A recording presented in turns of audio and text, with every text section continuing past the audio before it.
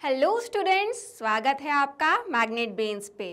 मैं हूं आपकी हिंदी एजुकेटर और आज मैं आपके लिए लेके आई हूं कक्षा 5 की हिंदी किताब वीणा का पाठ क्रमांक 2, जिसका नाम है न्याय की कुर्सी।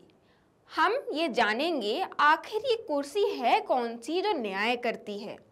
तो इसके लिए हमें क्या करना होगा, हमें पाठ को पढ़ना होगा। और अब हम पढ़ेंगे इस पाठ को और समझेंगे आखिर ये कुर्सी है क्या। चलिए, तो ये पूरी व्याख्या हम करेंगे। हम शब्द दर शब्द पढ़ेंगे इस कहानी को, फिर समझेंगे। उज्जैन की प्राचीन और ऐतिहासिक नगरी के बाहर एक लंबा चौड़ा मैदान था।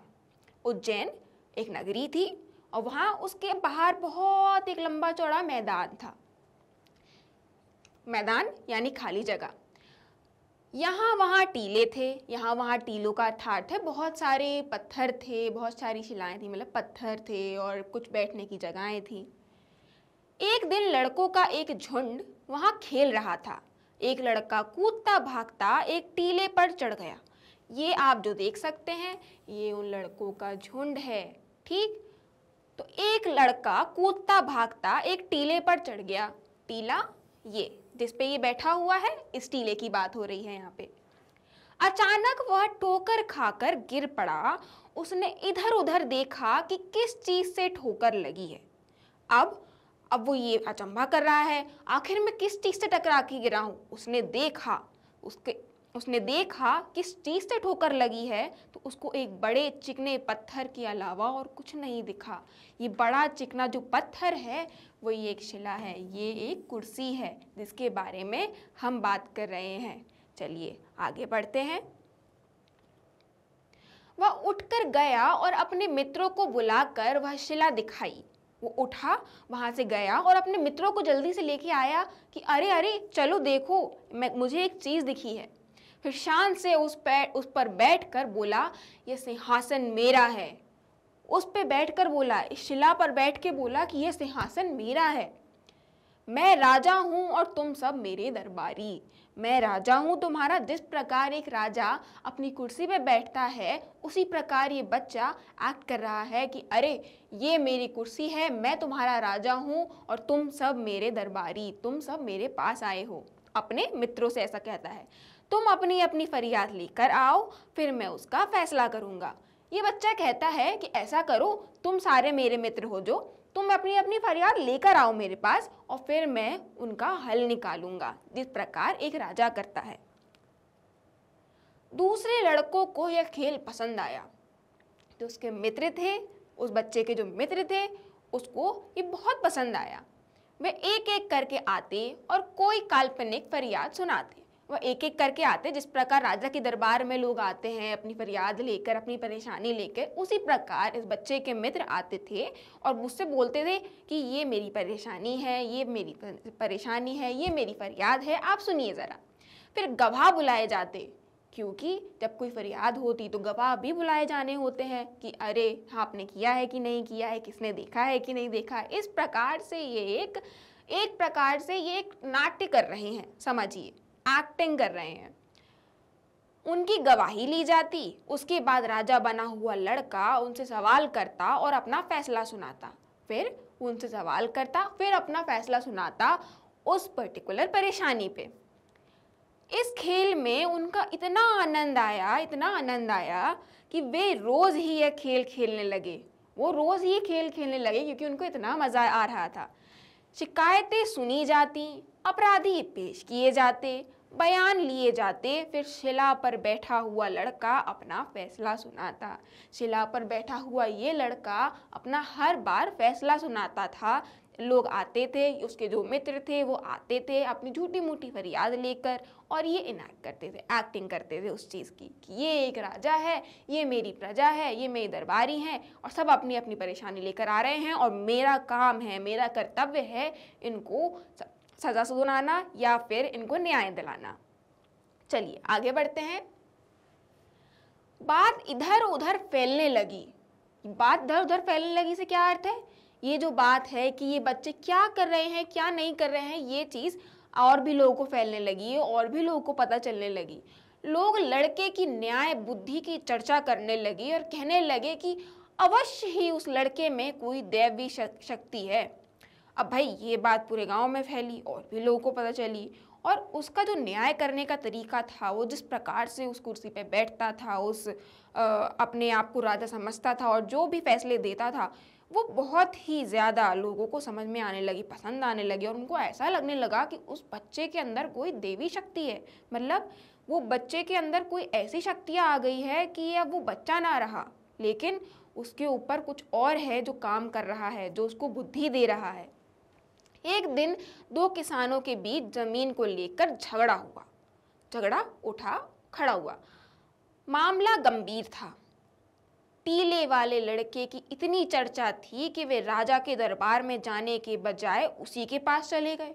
अरे भाई, अब वो इतना छोटा सा बच्चा, वो इतना ज़्यादा फेमस हो गया वो इस बात को लेके कि अरे वो बड़ा अच्छा न्याय करता है, वो बहुत ही ज़्यादा बढ़िया लड़का है, बहुत बहुत अच्छी तरीके से न्याय करता है।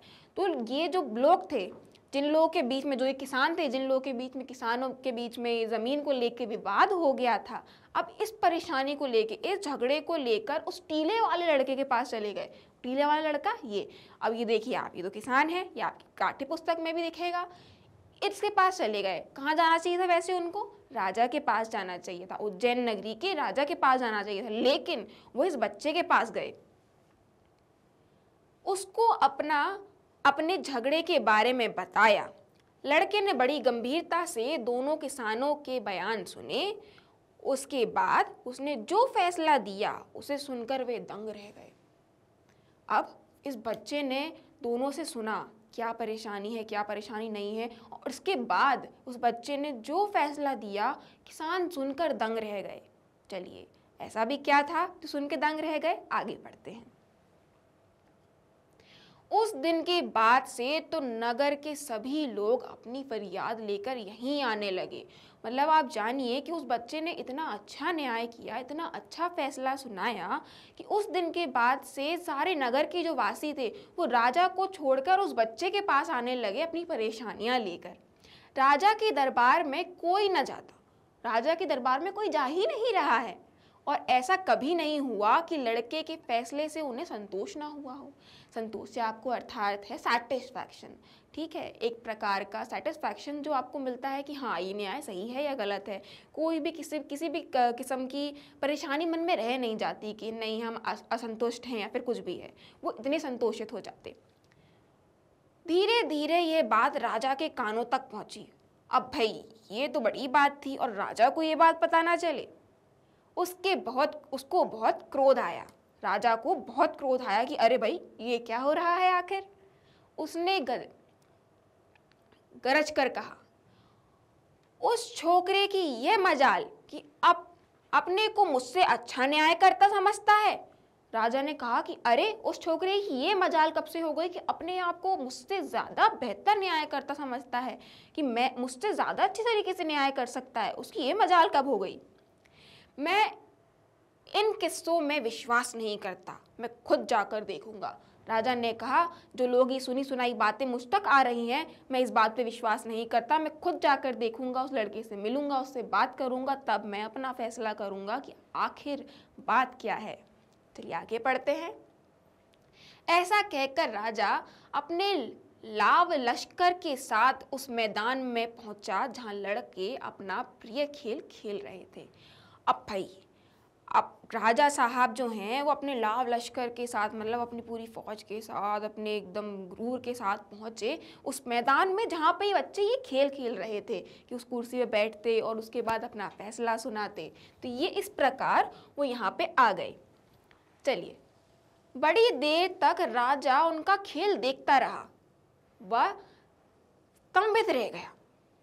वो बड़ी देर तक उनका खेल देखता रहा और उसको एकदम शौक हो गया, वो देखकर स्तंभित हो गया। स्तंभित का अर्थ है एकदम शौक हो गया वो। उसने अपने मंत्री से कहा, लड़का सचमुच बहुत बुद्धिमान है। उसने ये बात मानी कि लड़का बुद्धिमान तो बहुत है, जिस प्रकार से वो न्याय कर रहा है लोगों के लिए, उस प्रकार से मैं देख रहा हूं कि लड़का बुद्धिमान तो बहुत है। इतनी छोटी उम्र में भी इतनी बुद्धि का होना आश्चर्य की बात है। इसकी न्याय बुद्धि के आगे तो बड़े बड़ों को लोहा मानना पड़ेगा।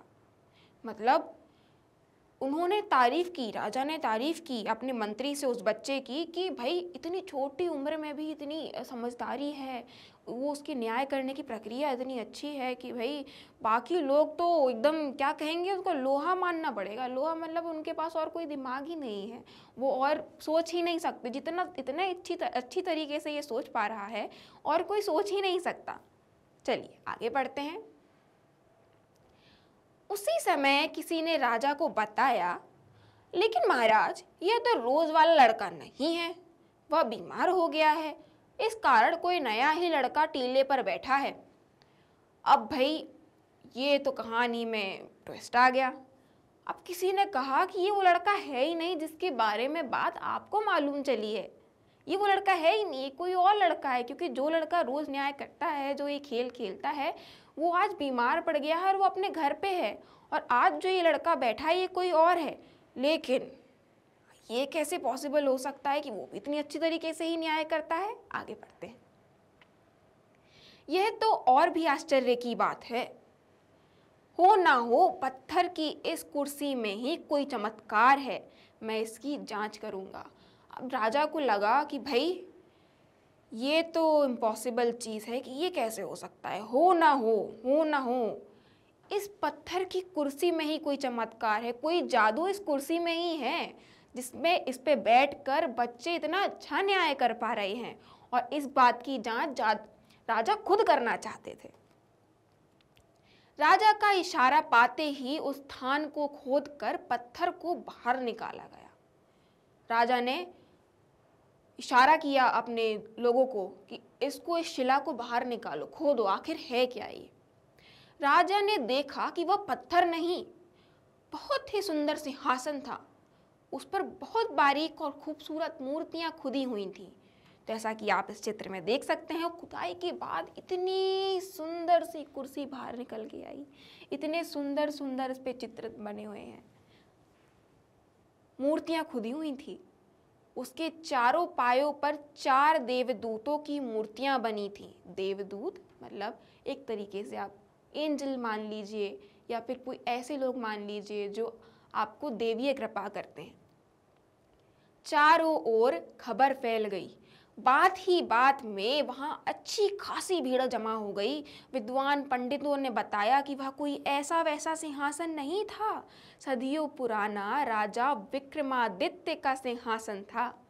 अब ये बात पूरे नगर में फैल गई, पूरे गांव में फैल गई, और उसके बाद बहुत सारी भीड़ इकट्ठी हो गई वहाँ पे, और पंडित भी आए वहाँ पे, और उन्होंने बताया कि ये कोई ऐसा वैसा सिंहासन नहीं है, ये राजा विक्रमादित्य जो एक वक्त पे उज्जैन के राजा हुआ करते थे, उनका सिंहासन था।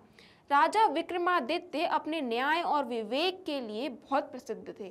जिस प्रकार से इन बच्चों की तारीफ हो रही थी कि अरे भाई कितना बढ़िया न्याय करते हैं, क्या विवेक है इनके अंदर, क्या स्किल्स हैं इनके अंदर न्याय करने की, उसी प्रकार जिस राजा विक्रमादित्य की ये कुर्सी थी, वह भी अपने समय में न्याय और अपने विवेक के लिए प्रसिद्ध थे, बहुत जाने माने राजा थे। तो भाई आगे क्या होता है। राजा ने आज्ञा दी कि सिंहासन को ले जाकर राज दरबार में रख दिया जाए।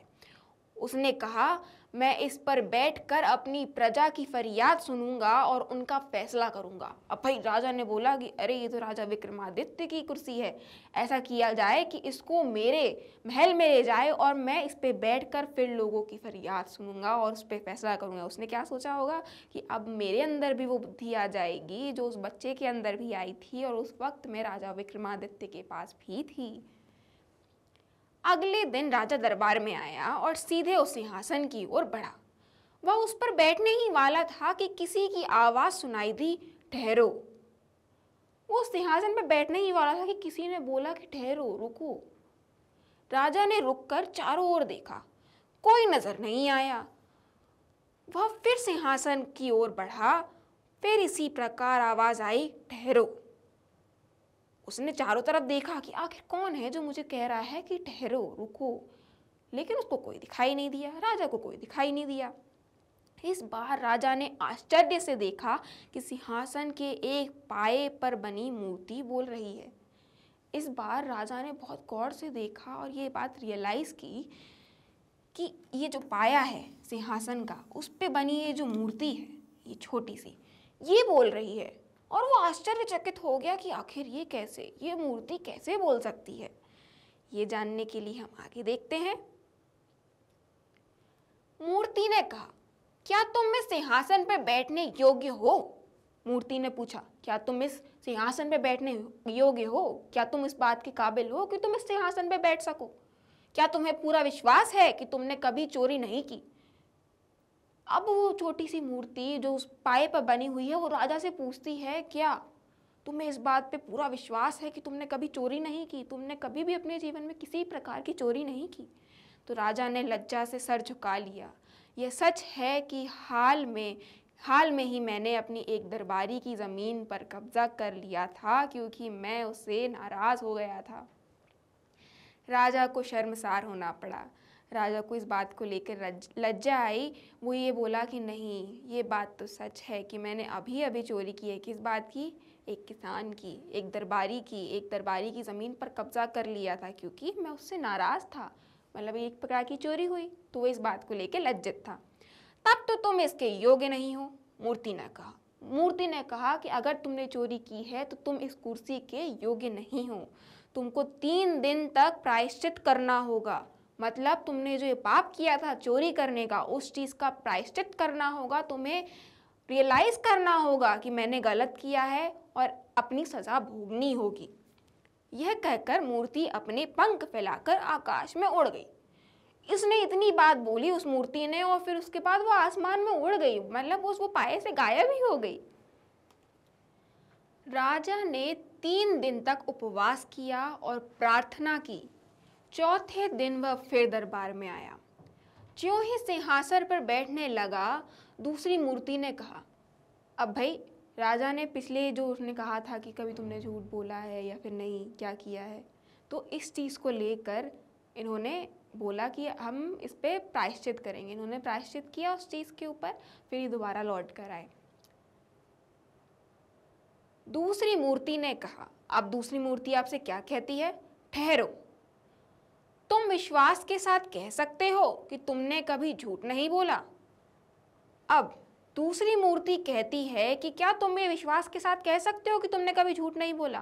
पहली मूर्ति ने क्या हुआ था? क्या तुमने कभी चोरी की है? उस चीज़ का उसका प्रायश्चित किया राजा ने, और फिर उसके बाद जब वो दोबारा आया तो दूसरी मूर्ति ने कहा कि क्या तुम इस बात को लेके विश्वास के साथ कह सकते हो कि तुमने कभी झूठ नहीं बोला? राजा सकपकाया। राजा एकदम हैरान हो गया, एकदम परेशान हो गया। क्यों? झूठ तो उसने किसी न किसी मुसीबत से बचने के लिए कई बार बोला था। राजा पीछे हट गया। दूसरी मूर्ति भी पंख फैलाकर आकाश में उड़ गई। अब राजा सकपका गया, क्योंकि उसने झूठ बोला है, किसी न किसी मुसीबत से बचने के लिए उसने झूठ बोला है। और वो ये देख के पीछे उठ गया, पीछे चला गया। और वो जो उसमें बैठी हुई जो मूर्ति थी, सिंहासन में बैठी हुई जो मूर्ति थी, जो एक छोटी सी इस प्रकार की है, ये भी उड़ के चली गई। अब हम आगे देखते हैं। राजा ने 3 दिन तक फिर उपवास किया और पूजा पाठ की। अब इस चीज़ का ही प्रायश्चित करने के लिए उसने क्या ही किया? वही पूजा पाठ की और उपवास किया। तीसरी बार वह फिर सिंहासन पर बैठने के लिए आगे बढ़ा। हिचकिचाते हुए वह आगे बढ़ा। अब भाई पहले वो आगे बढ़ा, चली ठीक है। अब उसके मन में क्या है? थोड़ा सा डाउट है कि कहीं फिर से मुझे डांट ना पड़ जाए या फिर कोई मूर्ति मुझे कुछ ना बोल जाए। तो हिचकिचाते हुए कि धीरे धीरे करके संकोच में आकर वो धीरे धीरे आगे बढ़ा। वो बैठने ही वाला था कि तीसरी मूर्ति ने पूछा, बैठने के पहले ये बताओ कि क्या तुमने कभी किसी को चोट नहीं पहुंचाई है? तीसरी मूर्ति कहती है, भाई अब मुझे ये बताओ तुम राजा साहब, क्या तुमने कभी किसी को चोट नहीं पहुंचाई है? ये प्रश्न किया उस मूर्ति ने राजा से। अब आगे देखते हैं। राजा पीछे हट गया। तीसरी मूर्ति भी अपने पंख फैलाकर उड़ गई। राजा फिर पीछे हट गया। क्यों? क्योंकि उसने वो कार्य किया था जो मूर्ति कह रही थी। अब उसका भी उसने प्रायश्चित किया। फिर 3 दिन तक उपवास प्रार्थना करने के बाद राजा सिंहासन की ओर बढ़ा। उसके पैर लड़खड़ा गए। जब वो सिंहासन के पास जाने लगा।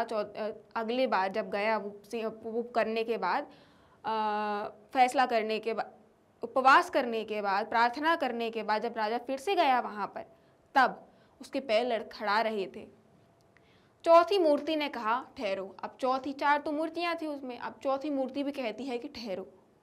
जो लड़के इस सिंहासन पर बैठे थे वे भोले भाले थे, उनके मन में कलुष नहीं था। वो चौथी मूर्ति थी, वो राजा से ये कहती है कि जो बच्चे इस मूर्ति पे बैठे थे, जो लड़के इस मूर्ति जो इस सिंहासन पे बैठे थे, वो उनके मन के अंदर कोई कपट नहीं था, कोई कलुष नहीं था। कलुष यथार्थ है, कोई भी किसी भी प्रकार का छल पक्कापट नहीं था, कोई झूठ नहीं था, कोई द्वेष नहीं था उनके मन में। वो बस बहुत मासूम थे। अगर तुमको विश्वास है कि तुम इस योग्य हो तो इस सिंहासन पर बैठ सकते हो। मूर्ति ने कहा कि अगर राजा आपको ऐसा लगता है कि आप इस सिंहासन पर बैठने के योग्य हो और आपके अंदर भी वो छल कपट नहीं है, आप भी उतने ही ज़्यादा शीतल हैं, आप उतने ही ज़्यादा मासूम हैं उन बच्चों की तरह जिसने कभी झूठ नहीं बोला, वो नहीं जानते झूठ क्या होता है, जिनने कभी किसी को धोखा नहीं दिया, किसी के मन में द्वेष नहीं है, तो आप सोचिए और अपने मन से बताइए क्या आप इस पे बैठने के योग्य हैं। मूर्ति ने कहा, और अगर आप हो तो आप बैठ सकते हो। राजा बड़ी देर तक सोचता रहा। राजा ने सोचा कि भाई देखते हैं। फिर उसने मन ही मन कहा, अगर एक लड़का इस पर बैठ सकता है तो भला मैं क्यों नहीं बैठ सकता हूँ। एक लड़का उस पर बैठ सकता है तो मैं तो राजा हूँ, मैं क्यों नहीं बैठ सकता। मैं राजा हूँ, मुझसे ज़्यादा धनवान, बलवान और बुद्धिमान भला और कौन होगा। अब भाई उसको इस बात का बड़ा घमंड, राजा को बड़ा घमंड है इस बात का कि मुझसे ज़्यादा बलवान, मुझसे ज़्यादा धनवान, आखिर मुझसे ज़्यादा बुद्धिमान भला आखिर और कौन होगा। मैं अवश्य ही इस सिंहासन पर बैठने के योग्य हूँ। राजा ने यही बात मन ही मन बोलने के बाद वो आगे बढ़ा। उसने सोचा कि भाई मैं तो बड़ा बुद्धिमान हूँ, मैं बहुत योग्य हूँ। उसने ये फैसला कर लिया कि मैं योग्य हूँ इस कुर्सी पे बैठने के। फिर यह कहकर राजा सिंहासन की ओर दृढ़ कदमों से बढ़ा, मतलब बहुत ही ज़्यादा कॉन्फिडेंट एकदम कि भाई आज तो मैं सिंहासन पे बैठ के रहूँगा। क्यों? क्योंकि मैं इस पे बैठने के योग्य हूँ। लेकिन उसी समय चौथी मूर्ति पंख फैलाकर सिंहासन समेत आकाश में उड़ गई। इस बार मूर्ति नहीं उड़ी, इस बार पूरा सिंहासन लेकर उड़ गई। ये देखिए, आप देख रहे हैं ये जो मूर्ति है ये पूरा सिंहासन लेकर ही उड़ गई आसमान में। और राजा देखते ही रह गए कि अरे भाई अब कुर्सी ही नहीं रही तो मैं कैसे बैठूं। ये पूरी कहानी थी। ये जो कहानी है वो लीलावती भागवत जी ने लिखी है। राष्ट्रीय पुस्तक न्यास से प्रकाशित स्वर्ग की सैर तथा अन्य कहानी पुस्तक से संभार। ये जो कहानी है स्वर्ग की सैर तथा अन्य कहानी से ली गई है। अब भाई हम इस कहानी से क्या समझे?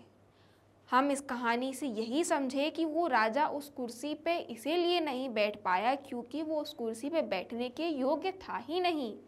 जो उन मूर्तियों ने शर्त रखी थी, क्या आपने कभी किसी को झूठ बोला, क्या आपने किसी के साथ कभी कोई धोखाधड़ी की, कोई चोरी की, आपके मन में कोई द्वेष है। लेकिन राजा ने हर वो चीज़ की थी, उसके मन में द्वेष था, उसके पास घमंड था। उसको ये बात का घमंड था कि उसके पास बहुत धन है, बहुत संपत्ति है, बहुत बुद्धिमानी है और वो राजा है, इस वजह से वो उस पर बैठ सकता है। लेकिन नहीं, सार यही है कि उस कुर्सी पे सिर्फ वही बैठ सकता था जिसके मन में कोई छल कपट ना हो, एकदम साधारण व्यक्ति हो, वो किसी को झूठ ना बोलता हो, वो किसी को धोखा ना देता हो, वो एक बहुत ही सच्चा पुरुष हो, बहुत ही सच्चा इंसान हो, वही उस कुर्सी पे बैठ सकता है। जिस प्रकार वो छोटे नन्हे बच्चे जिनको नहीं मालूम कि झूठ क्या होता है, कपट क्या होता है, चोरी क्या होती है, उन्होंने कभी किसी के साथ गलत किया ही नहीं, इस वजह से वो सिंहासन पे बैठ पाए, उनका मन साफ था। परंतु राजा का मन साफ नहीं था, इसी वजह से वो सिंहासन पे नहीं बैठ पाए।